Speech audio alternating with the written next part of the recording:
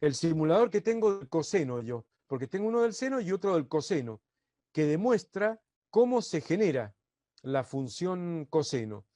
Fíjense cómo es la función coseno. Ve que la misma forma de onda sinusoidal, pero arranca en 1. Si ustedes ven la calculadora, o lo sabemos con el radio vector unitario, lo mismo, coseno de 0 vale 1. O sea, es la misma sinusoide, la misma forma de onda, infinitamente larga y todo lo demás, el dominio lo mismo, lo vamos a ver enseguida, que el seno, la imagen es lo mismo que el seno, pero el coseno arranca en 1 y bueno, y después de los 2pi radianes termina en 1, como podemos observar ahí.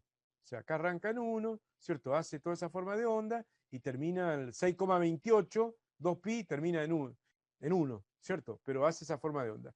La función coseno, ahora la voy a representar gráficamente acá. Fíjense que el único cambio que hice, pero interesante cambio al fin, es que esta circunferencia trigonométrica, en verde ahí, de radio unitario 1, 1, 1, puse el eje X, acá está vertical el eje X, o sea, la circunferencia trigonométrica habitual, que tenía el eje X creciendo hacia la derecha, como ya sabemos, la giré 90 grados en sentido antihorario. Y ahora me quedó el eje X creciendo para arriba acá.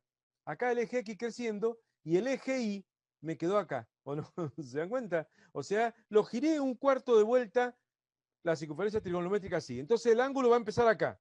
¿Para qué hice eso? Para que fuera más explicativo cómo es que se generan los valores de la función coseno.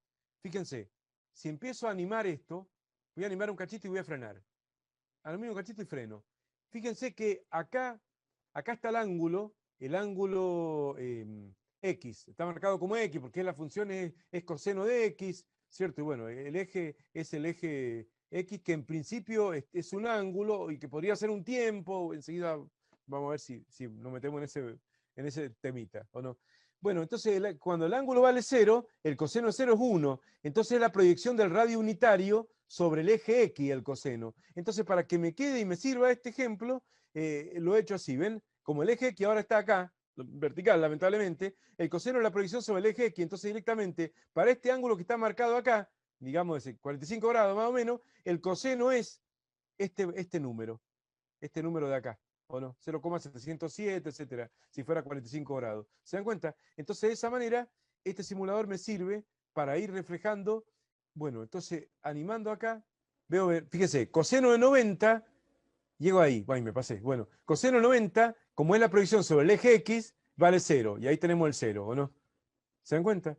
Y de esa manera, cuando llego acá, coseno de 180, el ángulo siempre empieza en el eje X, que ahora está vertical, ángulo de 180, el coseno proyectar sobre el eje X es menos 1, y lo voy graficando. Sé que la ordenada ahora para mí, la ordenada en este gráfico, obviamente en este gráfico,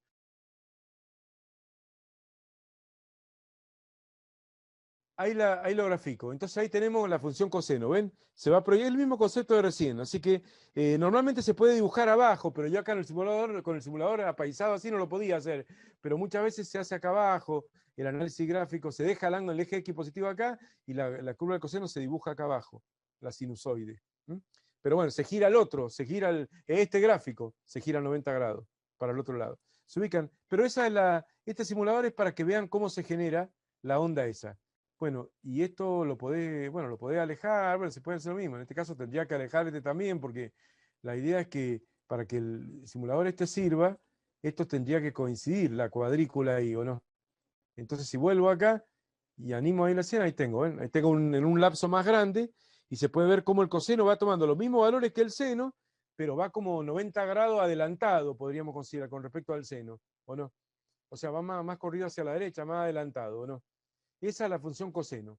Siempre cuando es la proyección del radio unitario sobre un eje coordenado, sea el eje X o sea el eje Y, en este caso en el eje X del coseno, en el eje Y del seno, siempre la misma forma de onda típica de sinusoide. Fíjense que son funciones continuas, que no tienen asíntotas, no tienen polos, o sea, no tienen punto de discontinuidad. Su dominio son todos los reales siempre.